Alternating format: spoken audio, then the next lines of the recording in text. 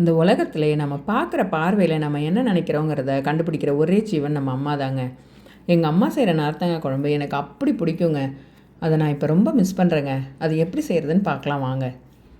4 நார்த்தங்காய் செங்காயாக இருக்கணுங்க. அதை எடுத்து நல்லா தோலெல்லாம் கழுவிட்டு தோல் சீவிடுங்க. தோலை சீவிட்டு உள்ளே உள்ள சொலையை தனியாக பிரித்து எடுத்து அதை குட்டி குட்டி பீஸாக கட் பண்ணி வச்சுக்கோங்க. ஒரு விதை கூட இருக்கக்கூடாது, எடுத்துருங்க. ஒரு 10 பச்சை மிளகாயை 4ஆக கட் பண்ணிவிடுங்க.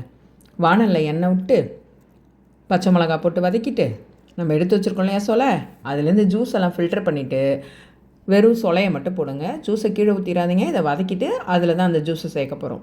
நல்லா வதங்கினதுக்கப்புறமா நம்ம எடுத்து வச்சுருக்கிற ஜூஸ் அதில் ஊற்றுங்க.